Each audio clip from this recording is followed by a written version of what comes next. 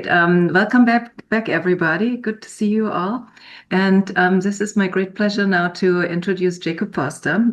As mentioned before, he came recently to Indiana University, straight from UCLA. Typically, we end up on the same panels together. So I have had the pleasure to follow along Jacob's research for quite a while because for one way or another, we got invited together and kind of were illuminating topics from different angles. And so it has been a great pleasure.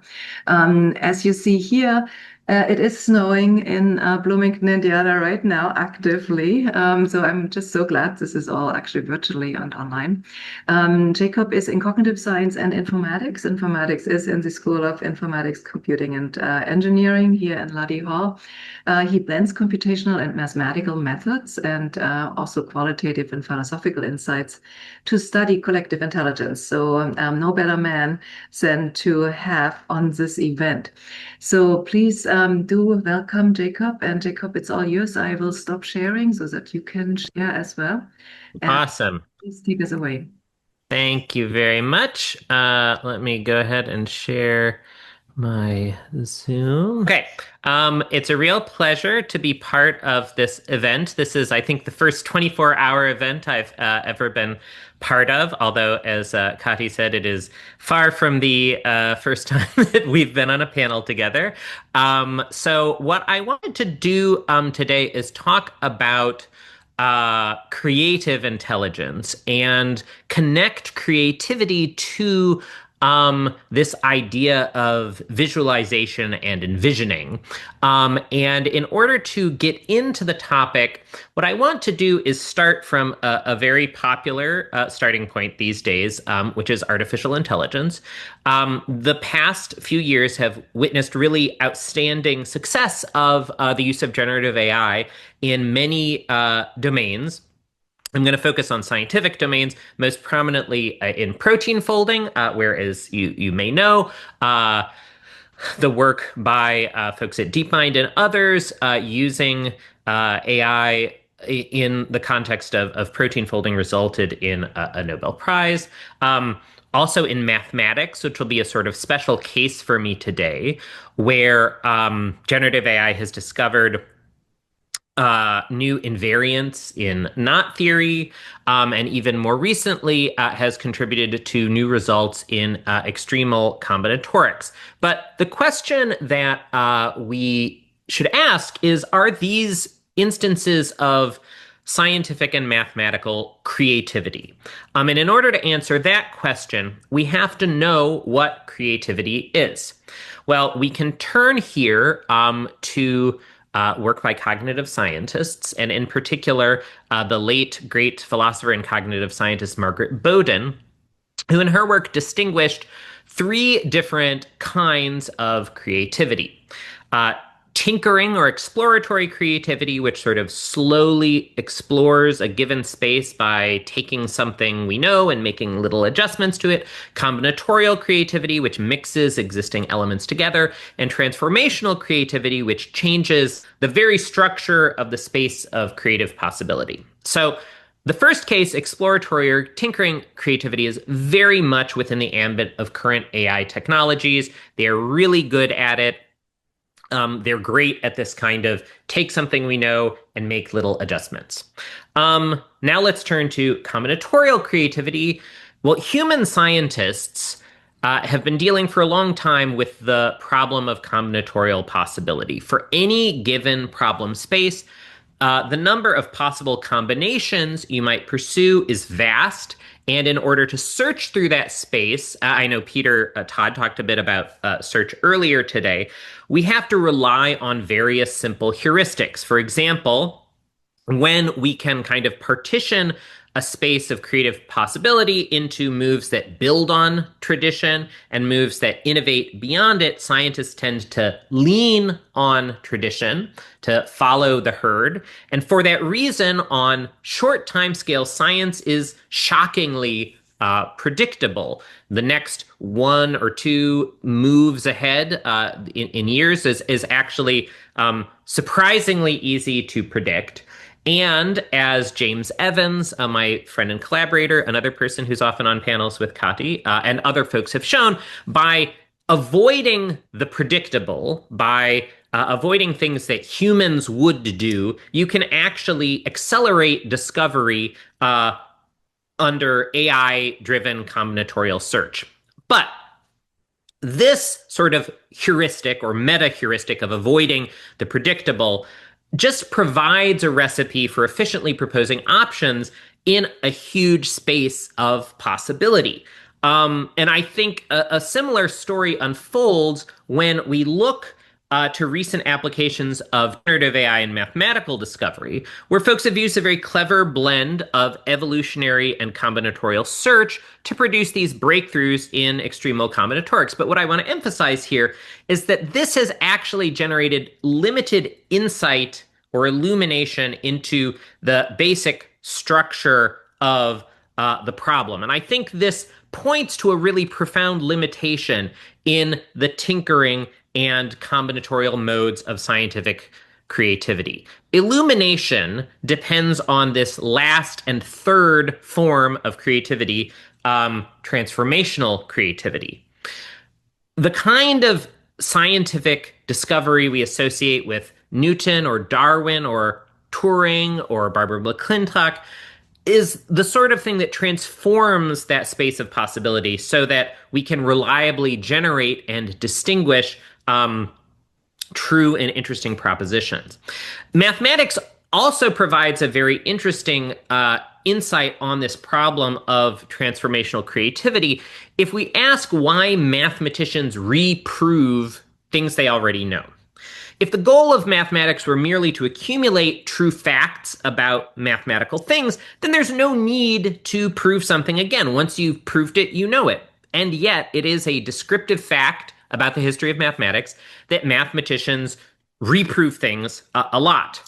And as the mathematician Giancarlo Rota brilliantly argued, the goal of this repeated proof activity is a certain kind of cognitive event, a transformation, which he called a Lichtung, or a clearing.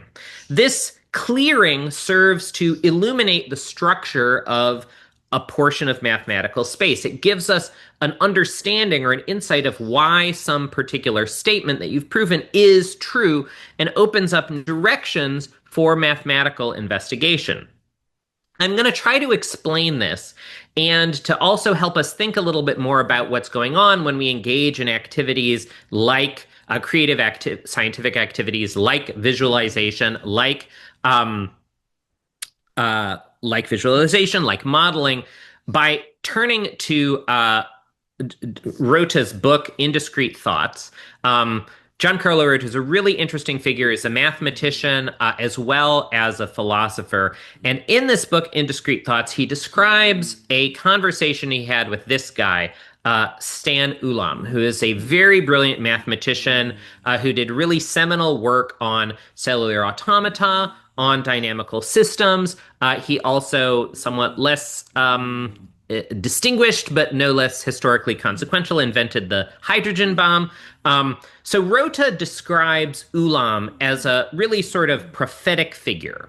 And the height of his prophetic prowess is recounted in a very short essay called The Barrier of Meaning, which serves as a kind of key thinking point for lots of work in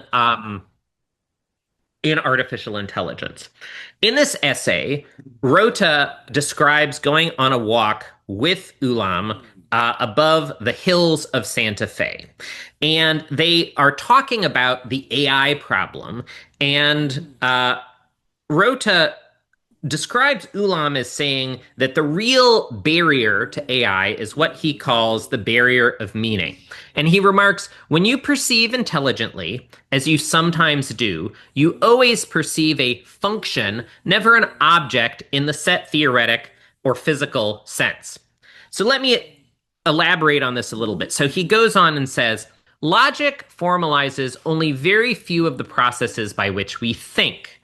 It is the word what is it that you see when you see? You see an object as a key, a man in a car as a passenger, some sheets of paper as a book. It is the word as that must be formalized on a par with the connectives and, or, implies, and not that have already been accepted into formal logic. Now, I will admit that this essay, which is like 2 pages long, I have read dozens of times over the past 20 years. I only really got what Ulam was talking about in this essay very recently, 3 or 4 years ago, when I was giving a talk at the Santa Fe Institute at a meeting about the barrier of meaning. And the key to understanding this, and I think also something very key for thinking about, again, what we're doing when we engage in visualization, the kind of intelligence that we're using when we're modeling, is explained by a more philosophical essay, a longer essay that Rota wrote called Fundierung as a Logical Concept. And what he points out is that we see a hunk of metal, which he called facticity, as a particular function. We see that little piece of metal as the role that it plays, like as a key. Or to give another example, we see this piece of card with a lady on it as a trump in a game of hearts. You might think of this as, I like to use the term ground and roll. Rota uses the term facticity and function. But whatever this thing is that we have in front of us, whenever we see it as the role that it's playing in some little world or some context in which we're acting. And the relationship between ground and roll, the philosopher Edmund Husserl calls the Fundierung, or founding relation. And I think this is really key to what Rota and ultimately what Ulam are talking about when they're talking about seeing as. Now, one thing that's really important is that any ground participates in a family of possible as relations. It can map to many different possible roles. So if we think again about the key, this piece of metal could be a key. It could also be used as a cutting tool to open a box. It could even be used as a weapon. And the idea that that ground participates in a family of possible roles, some of those roles are much more probable than others. Typically, this particular shaped piece of metal is most typically used as a key to open a door. And so that distribution over the space of possible roles actually gives us a nice way to think about a core concept in the sort of ecological psychology approach, the notion of affordance, the thing that sort of the way in which we pick out the most promising or probable role for a particular ground. So, I mean, if you will indulge me for a second, we can actually kind of draw some diagrams to sort of formalize what's going on in the context of this as relation. And I'm going to use a great example of a ground, namely a cooked potato. So let's say that I have this ground, and what I am interested in doing is making some mashed potatoes. So I see this cooked potato as a possible role. In this case, the role of something mashable, something that I can take and mash into a delicious edible paste. So I see it as mashable. In seeing it as mashable, I immediately then open up a space of additional implications. In particular, something that is mashable sort of more abstractly participates in a relationship with a thing you use to mash the mashable thing, which you might think of as the role of a masher. Now, can you use another cooked potato as a masher? No, but I will tell you this is where, according to my wife Erica Cartmill, you can tell that she is the one who does the majority of cooking in our household, because the first thing I thought of as what would be a good masher is a rolling pin. Can you use a rolling pin to mash something? Yes, certainly. There would probably be better things that you could use, but if necessary, I could take that rolling pin, use it as a masher, and thereby produce mashed potatoes by hitting or squashing that mashable object with the rolling pin. Um, and so, I am, with that diagram, sort of deliberately invoking this idea that what we're doing in lots and lots of cases of seeing as is taking concrete things in the world and sort of mapping them into this space of possibilities. And the cases where we are able to sort of translate some structure in the space of possibility into the space of action, where we can imagine those things as a mashable thing, as a masher, and carry that out. That's a big part about what enables us to engage in effective action in the world. This meaning, this barrier of meaning that Ulam is talking about, is fundamentally about imagination. It is about seeing or envisaging what is as what could be. This also is, to me, a very important tool for thinking about how language works. And in particular, I think it militates against a major flaw in the way that we often think in contemporary AI research in the age of generative AI, namely this excessive emphasis on the role of a linguistic code in the functioning of human communication. I think this is a very wrong-headed emphasis on what is the essence of language. And in fact, I think it's much better to think about language as fundamentally engaging a kind of creativity of this exactly the same sort as I've been talking about in the context of the as relation. And an approach to thinking about human communication, which emphasizes this broader and more creative capacity, is associated with the anthropologist Dan Sperber and the linguist Dedry Wilson, whose approach is sometimes called an ostensive inferential approach, or an account of human communication. This puts at the center for human communication our capacity to do what's called ostension, that is to signal to others that something is a signal, and then to infer based on the things that someone who's trying to communicate to us has indicated. These various possible semiotic resources are indeed signals, to infer their communicative intent, to infer what they're trying to communicate. I want to just give one little example of the scope of creativity in this context, and tell a little story. So back when Erica and I were at UCLA, we were helping to clean up after the anthropology holiday party. There was a wine bottle on a tablecloth, and I couldn't reach it without moving. And I wanted to sort of pull the tablecloth off the table and not like walked down to the end of this long table. So what I ended up doing was just tugging on the cloth just enough so that the bottle would shake. And so you can see there it is shaking.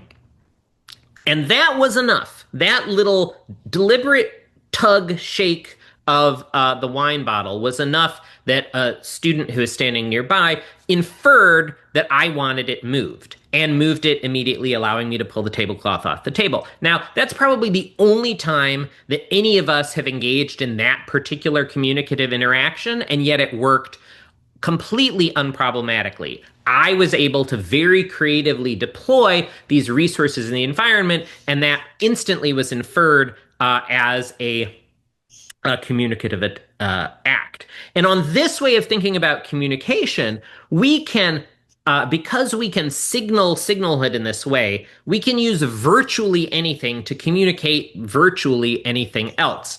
The same act can even mean entirely different things. If I were wearing a hat, I could tip it to you. I could do that in a way that it might mean a greeting. I could do that in a way that it might mean a threat. The same mechanical act could mean two entirely different things. Once I view that hat tip as a communicative act, Having done so, it then can become a greeting or a threat. And indeed, this ostensive and inferential sense of communication really makes the space of possible communicative meanings for any given little bit of semiotic resource infinite. And the challenge becomes, how do I whittle down the space of possible meanings in any communicative encounter? And there are a range of tools we can use to do so. The physical form of the signal, what's sometimes called iconicity, something Erica studies a great deal. Pointing to things in our immediate physical context, the joint activity that we're engaged in, like cleaning up after a party together, can help to narrow down the space of possible meanings, our shared history, and then the linguistic code is only one of the things playing a part in that narrowing down and picking out of a space of possible meanings. So if you think again of the example of the hat tip as the ground and the many roles that it could play in a communicative exchange, it could be a greeting, it could be a flirtatious act, it could be a threat. The most prominent meaning is greeting. What does the narrowing down? I mean, contextual cues help. If it's in a dark alley, it is maybe more likely to be a threat than a greeting. But the primary thing that drives that narrowing down in this and in many, many instances of communication is convention.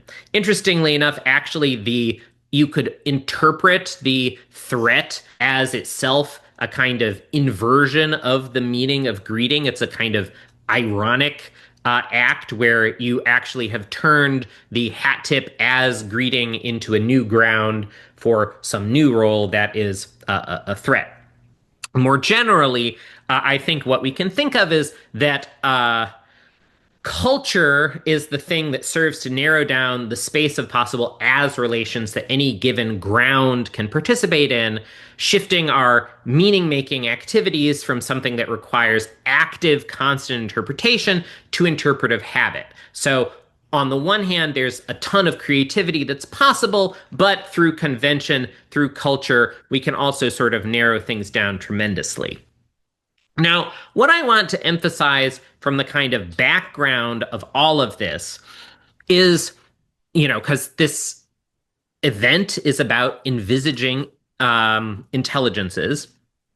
And what I want to emphasize is that from this perspective that centers the as relation as a absolutely key and foundational part of our thought, a huge amount of human mental activity can really be thought of in the same way as we think about visualization more broadly. There is some very high dimensional object, the underlying activity of tons and tons of different neurons. And what we actually intend to, with our conscious minds, the things that we sort of direct our minds towards, is not that huge high dimensional object, but a sort of lower dimensional screen, a sort of lower dimensional representation that provides a sort of interface between that high dimensional object and our intention. So we see this object in our physical environment that is produced that is incredibly high dimensional space of neural activation as a key. We might even label it as, a key. Language is really a very powerful high-level programming language for manipulating these interfaces, these lower dimensional representations that provide us a window into that much bigger high-dimensional space of objects. Now, I will note that this problem of seeing as is precisely the thing that's going on in one of the major kind of benchmarking arms races in contemporary AI research. The abstraction reasoning corpus developed by François Chollet is a kind of key benchmark for, artificial general intelligence. It is a collection of 1,000 manually created problems that are meant to evaluate human and computer capacity to identify and apply abstract concepts creatively. So the way it works is that the human and or computer is given a sequence of examples. Here are 3 demonstrations, and you are supposed to from these demonstrations, infer the like underlying concept. So if you look at these, a few of these examples, you might ultimately infer that the underlying concept is something like extract the subgrid enclosed by the largest hollow rectangle. So that's the thing that the person who is, or the computer system is meant to infer from these demonstrations. Now, in early 2025, it was claimed that this challenge was not just this particular problem, but the ARC challenge broadly was solved by one of OpenAI's large language models, the O3 preview, in early 2025. But was it really solved? I mean, in the sense of achieving a certain performance or accuracy score on all of these problems, yes. But you have to ask how much this abstraction reasoning corpus is actually assessing this capacity to extract concepts from a small number of examples. And in order to decide whether this assessment is really working, we need to turn to some of the other fields that have lots of experiences of probing and trying to understand extremely complicated sort of black boxed intelligences, namely the fields of animal cognition and developmental psychology. In fact, you can see in the top here a paper that Erica and I wrote with some wonderful graduate students from the Diverse Intelligences Summer Institute that was at a major AI conference recently on how to use principles from animal cognition for AI evaluation. Working with Melanie Mitchell and a wonderful group of students and postdocs, Melanie, I, and these folks, tried to sort of ask this question of, did O3 preview really solve these ARC questions? And what we end up finding in this paper that's under review now at PNAS is that, in fact, often these systems, and looking at O3, Claude, Gemini, on basically a sort of specialized version of ARC called Concept ARC that Melanie and some of her collaborators developed, what we find is that even the systems like O3 that do the best on these tasks in terms of like the total number of tasks solved correctly, the sort of human comparable performance, often get it right for the wrong reasons. Moreover, they are very, very bad at the visual modality. If you present it to them in this sort of textual modality where you turn everything into sort of text prompt, they can do it. If you try to do it in the visual modality, which is the way humans do it, they're very bad at it. And so, we conclude that has this barrier of meaning been crashed? No, far from it. There's a lot more work to do. So what I want to do now is sort of push from this starting point and try to think more broadly about abstraction, meaning, modeling, and culture more broadly. And to use, to sort of ground this in a symbol, because I like to sort of think symbolically in this way. This is a classic engraving by Flammarion, which I think you can read as a sort of symbol of the barrier of meaning, separating the sort of ground that's in front of us, from the possible roles or the possible states of affairs that they can be construed into. I actually really like for this to use the term imaginal. This is a term that was introduced by Henri Corbin, who is the preeminent French scholar of Islam in the 20th century. And he introduced this term imaginal, partially because of the complicated connotations of the word imaginary. And he used it to translate some ideas in the work of two great Islamic philosophers, the great Andalusian philosopher Ibn Arabi and a Persian philosopher Suhrawardi, who in their work had this idea of a sort of infinity of possible roles, possible worlds, and possible forms. So this idea, which plays a key role in their philosophical system, the space of possibility he calls the imaginal. And so one of the things I want to note is that one way to think about what humans are doing when we understand something is that we're using our creative intelligence, our ability to see the concrete things in front of us as these more abstracted imaginal possibilities. Understanding is picking out a part of the imaginal that stands in a particular relation to the real world, to the actual, such that when we see things in the actual as these particular abstract things in the imaginal, that actually gives us a power to change the real world. When I see the cooked potato and the rolling pin as Mashable and Masher, this allows me to change the world. It allows me to make mashed potatoes. A very modest example, but I think that conveys the bigger point. But it's even more interesting than this. And this is why I really like thinking with Corbin and Ibn Arabi and Suhrawardi. So the term that Henri Corbin translates as imaginal, or mundus imaginalis is the term he uses. This is translating an underlying Arabic term, halam al-mital, the world of ideas, almost in a sort of Platonic sense of idea. Indeed, I mean, both of these thinkers were very much influenced by Platonic and Neoplatonic currents. And this sense of this halam al-mital actually was a structured world.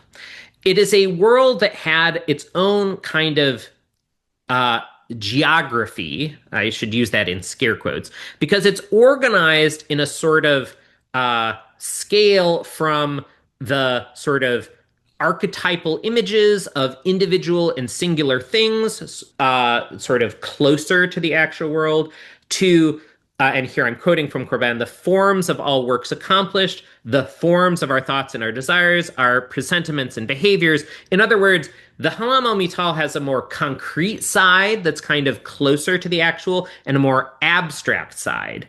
And indeed, we can think of the imaginal as being situated between the physical world and something even more abstract, something that in their philosophical system is called a realm of pure intelligences. You can think of this as like extremely abstracted, kind of crystallized things, the sort of thing that if anyone is familiar with the work of Mike Levin, he talks about as the sort of more distant parts of the space of his Platonic space. And now what's interesting is that this structured space itself has a corresponding set of cognitive faculties. The physical world we engage with cognitively through the senses. The realm of pure intelligences we engage through what they call the intellect, and then the imaginal we interface with through imagination. But very importantly, imagination for them and for me does not mean fancy. It doesn't mean fantasy. What it means is, quoting from Corbin, the cognitive function of the imagination is that which permits the establishment of a rigorous analogical knowledge. It is what allows things to symbolize with one another. Indeed, I would say the imaginative faculty is a core thing that we exercise whenever we create a visualization, and we're using that imaginative faculty in an especially powerful way when that visualization is something illuminating. Now, this point of view actually helped me understand something I have been doing for years in my own teaching, and it looks like this. Okay, so when I'm teaching a class on mathematical modeling or on machine learning or things like this, I think you would draw a similar picture for visualization. You know, what I say is, look, what we're engaging in here is this process where we take the messy real world down here and we take these concrete messy things and map them into more structured abstract things that live up here in the math world.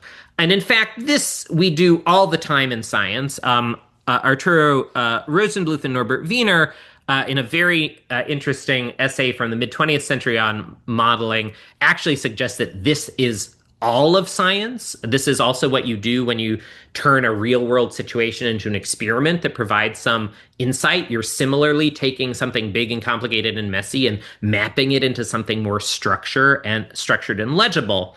And I think this imaginal actually helps us understand what's going on in a picture like this. If, again, we turn to the structured world, moving from the physical through the imaginal to the realm of pure intelligences, imagine like one of the most basic things you might try to model, right? Predator-prey interactions. So we start with concrete and particular things that take place in a world, like a fox that might want to eat some bunnies. Already, we're using that to stand in from the broader phenomenon of predator-prey interactions. We're excluding things like, foxes might fight with other predators. We're just going to focus on the dynamics between those things. We use this one case of foxes and rabbits as a model for predator-prey relations. And then we might say, okay, we can simplify this. I actually did draw this. You can see why I'm a scientist and not an artist. We eliminate irrelevant details. We take and see concrete particular rabbits and foxes in a real field as more abstracted, more archetypal images and interactions. These become yet further abstracted into basic pictures of growth and death and predation, the sort of thing you might put in an agent-based model.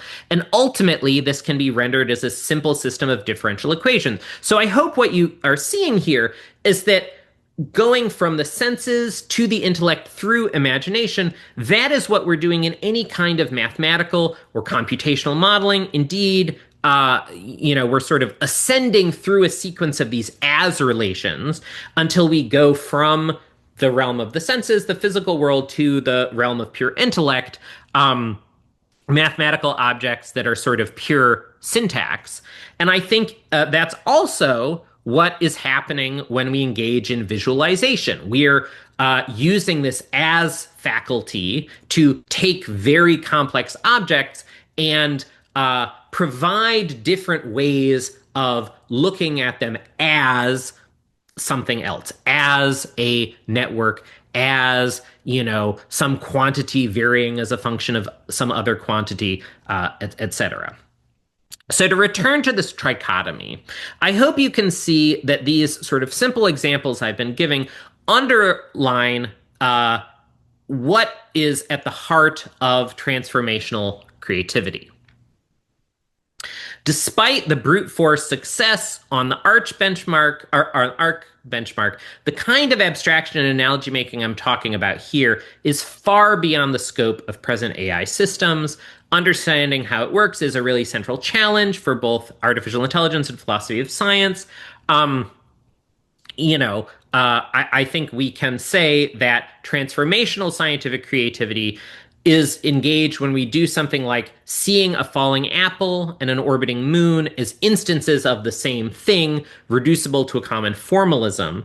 This also helps to understand why mathematicians like to prove the same theorem multiple times. They're trying to see these concrete instances in light of some larger theory that sheds light on the problem.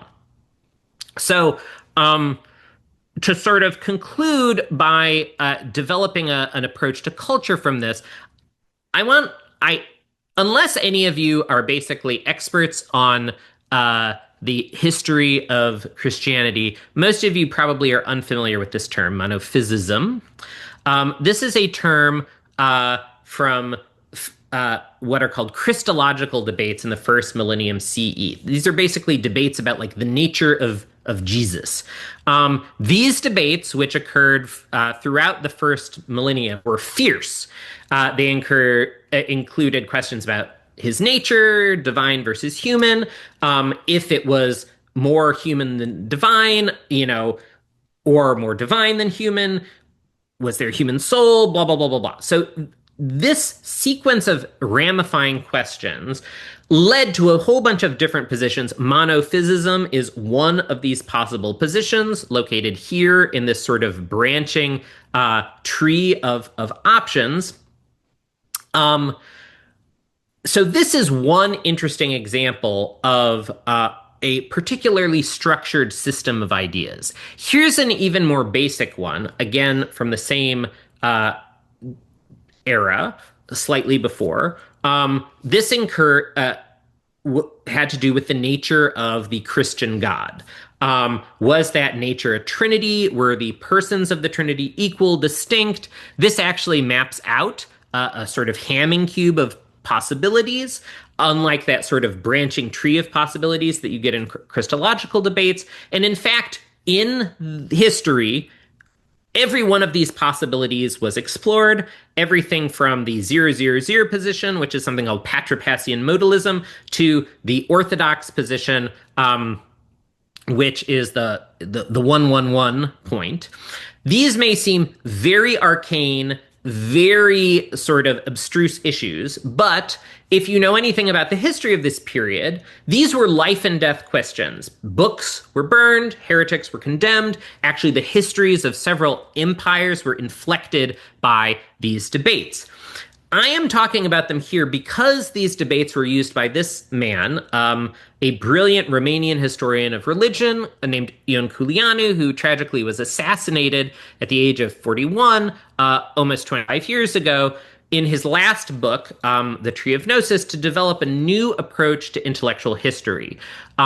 He claims that in intellectual history, we study what are called ideal objects, systems of ideas that exist in their logical dimensions. Now, what's really interesting is that one of his core predecessors that he cites is this guy, Darcy Thompson, a Scottish biologist who is best known for his attempt to kind of limit the role of, or the preeminence of, natural selection in explanations of evolutionary history by pointing to the role of physical and mechanical and structural factors in the explanation of living form. What Culianu is actually doing is calling for something very much like what is now called Evo-Devo, the unification of evolutionary and developmental approaches in biology to kind of explain the development of biological form. What Culianu is saying is that in our thinking about culture and human cultural creativity, we can also go Evo-Devo. We can pay greater attention to the way that the evolutionary possibilities of ideas are shaped and constrained and canalized by human minds in which they're developing. And there are some examples that I think can sort of help us understand what's going on here. I'm sure you're aware of the very many remarkable similarities between Australian marsupial mammals and placental mammals. These similarities are not just the results of ecological demands. They actually turn on the generative resources, genetic and developmental, that are available to mammals for solving ecological problems. Certain solutions are enabled by those resources, but certain solutions are constrained. If you say, okay, we want you to live in the air and take the mammalian resources and try to solve that problem genetically and developmentally, you will end up with one solution. If you take the dinosaur sort of genetic and developmental resources, those generative resources, and solve the problem, you end up with something different. One of them, the mammal solution, are bats. The dinosaur solution is birds. They're quite different. And we actually see similar stories play out in human history where the evolution of institutions and ideas are shaped by differing resources available within an ideal object to solve a cultural and practical problem. Now, I've explored this empirically in work I've done on metal music. You can read all about it here in this paper. I'm going to go very quickly in the interest of time. What we try to do here is using a case, the Encyclopedia Metallum, actually one of the oldest wikis in the world, which we were provided access to through our anonymous informant Hellblazer. We are able to explore the evolution of this large and very active field from the perspective of people within this field quantitatively by looking at what affects the rates of birth or origination and death of cultural entities like bands, like metal genres. I'm going to skip a ton of technical details. The paper gives them if you want to nerd out about all of this.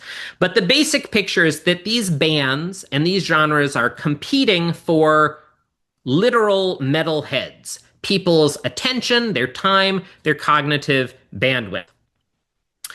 Now, in general, different evolutionary mechanisms like mass extinction, like competition for limited resources, like innovation, like when birds, learn to fly, that opens up a new niche, like some sort of exogenous forcing process, those have different signatures, actually visual signatures in the birth rates and death rates, the population size, and so forth. And so what we actually want to do is look for the traces of these different mechanisms.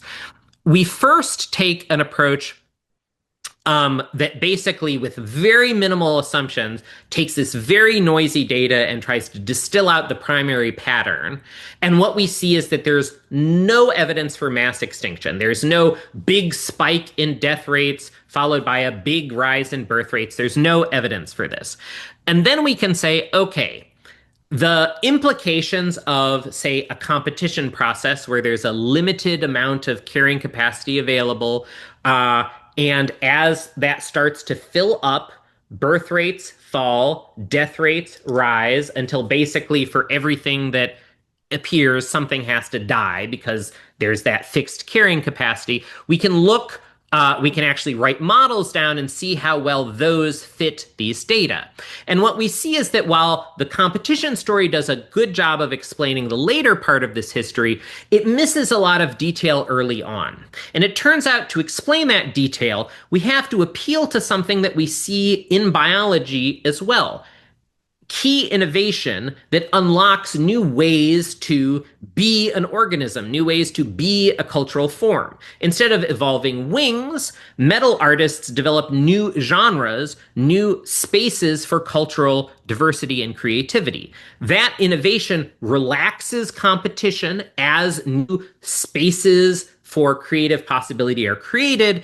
And so what you actually see now is a capturing of this sort of rise in birth rates, which is actually associated with a dynamic carrying capacity. The way in which innovation increases carrying capacity, we can quantitatively infer what this increased carrying capacity looks like. And then what I want to share with you is a figure that is one of the few times in my career where, I just looked at a figure and was like, I believe the story that we've put together, with very, very high confidence. Okay, so you can see here that this purple line, the dynamic carrying capacity, explodes around 1980. And our story behind this is, as I suggested, key innovation. People are inventing new genres. So at some point we realized we could actually take the history of introduction of these different genres within metal music, black metal, thrash metal, doom metal, etc., and see if their introduction actually and the amount of carrying capacity associated with each one of those things traced out this pattern. And here's what we see. Indeed, it's quite similar in timing, quite similar in shape, that we have this sort of spike. I think what this illustrates is what the deepest creativity in human culture is about. The choice of these sort of generative systems of constraints, the creation or discovery of these ideal objects, these what it is to be a metal band, the various ways within each of those subgenres you can take some features of what it is to do metal music and make them really important. The way that you have to keep some stuff fixed while changing other things. That generative system of constraint, the unfolding, the creation and unfolding of those systems is really what I think intellectual and cultural history is about. It's what transformational creativity is about. So, in the last 2 minutes, I want to return to mathematics where we started and give my favorite definition of mathematics: the study of mental objects with reproducible properties. Now, this raises a really interesting question, which is intimately attached to this idea of the as relation. It's a question about this capacity of human minds to intend, to sort of point or direct our minds towards something, to have a kind of aboutness to our mental activity, towards meaning, identification, recognition, purpose. How do mathematicians intend or orient their minds towards mental objects with reproducible possibilities? How do they point their minds at the same mental object, using only natural language, formal language, pictures, computer explorations, visualization, lots of prior training? I think we can view mathematics as a limit case, a sort of extreme version of all collective intentionality that we engage in as humans. When we understand a visualization in the same way, it's an instance of the same broader process. It's also a data-rich example of this notion of ideal object, which you can also view from a sort of dual perspective. If the ideal object is a sort of timeless version of this system of logical constraints, Culiano has this other notion of a mind game, a sort of way of playing through that system of constraints, which the history of mathematics, through a working out of axioms and constraints, valid and invalid moves, kind of illustrates and typifies beautifully. Mathematics is really a practice for collectively tripping into the imaginal realm and encountering the same thing.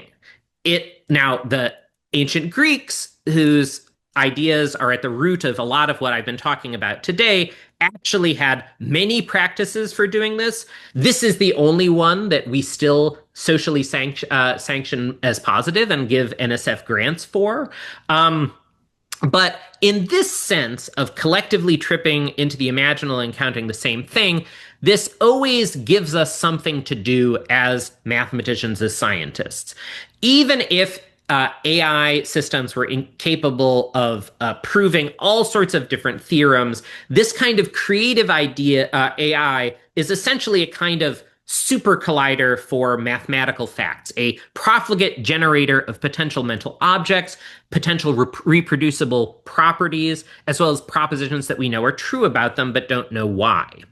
And mathematicians will always seek within those objects this Lichtung, this clearing that puts some clarity around those propositions, that gives and illuminates our intentional access to these mental objects and helps us better understand the ideal objects that they participate in. Mathematicians will always try to crack that barrier of meaning. Now, mathematics is a sort of one extreme case where there are so many constraints in the space of possibility that it has this kind of crystalline structure. We've kind of pointed out one ideal object for shared contemplation. This is also, by the way, why I think alien mathematics will be exactly the same as ours in extension. While it may start from very different places, shape their histories and biologies, the working out of those systems of possibilities will ultimately coincide. We can also think about the ideal objects that are explored through art, through literature, through music, as sort of working at the sort of opposite end of the spectrum from mathematics. Instead of being extremely constrained by convention and culture, as in mathematics, here the as relation picks up new ways in which we can understand and imagine new possibilities in the world. And so the author, the humanist, the creative artist helps us touch on expansive and flexible ideal objects, providing us with new ways of seeing the world, to explore inexhaustible possibilities, to see the world from new perspectives and social positions, some of which we might want to actualize. I want to thank the folks who made this possible. Thank all of you for participating. And I think I will stop the slides so I can actually see the Q&A. So let's see. Stop. There's one question by Shabane. Okay. Cup, I can read it to you, or you can find it in the Q&A section. What do you prefer? Let's see. So it starts Referencing Halam al-Mithal, do you have any thoughts or comments on how the word Halam, meaning world, is closely related to the word Hilim? And the knowledgeable one. Yeah. That is a very interesting point. I should say that I myself, do not read or speak Arabic, and so I am going exclusively off of my reading of Corban and his interpreters in this. But yes, I mean, I think this is one of the really incredible things about Arabic and other languages. I know a number of Semitic languages work this way, where there's this sort of core uh, consonantal root system that is then sort of expanded in lots of different ways. And so, yeah, it is striking that this idea of world is intimately etymologically entangled with the notion of knowledge. But, one of the things that I am very invested in intellectually, and one of the things that we're trying to do with this center that Erica and I started at IU, the Center for Possible Minds, and more broadly with the Diverse Intelligences Summer Institute that we direct together, is try to bring some of these perspectives from other intellectual traditions, like various Islamic philosophical traditions.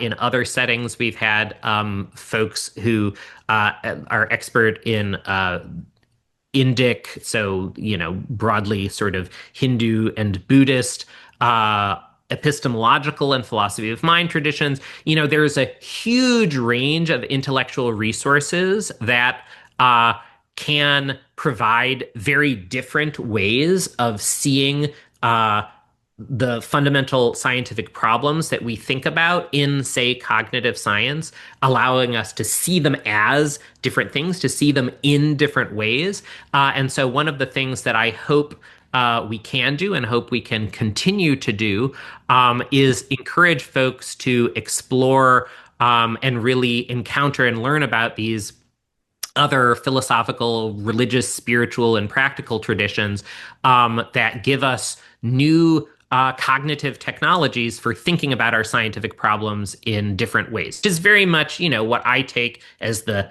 heart of envisioning intelligences. It's really about seeing them in new ways, and I'm very much hoping that some of these traditions that have played much less of a role in the development of cognitive science, artificial intelligence, et cetera, can actually help us see this question of mind and intelligence in new ways. And it's something that, has very much shaped my thinking over the past couple of years. And I hope you all find it exciting. I really appreciate that question. And I'm also very excited to see Adam Bly in the guest list as someone who I will tell you, Adam, I have a almost complete set of Seed. I was a very devoted reader, and anyway, so it's very exciting. Great to be here. Thank you so much, Katy, and really looking forward to your talk, Adam. Jacob, thank you so very much. If you have time, please do tell, especially the junior investigator, which are also on here, a little bit more about the Diverse Intelligences Summer Institute. Some of them might like to come join you all.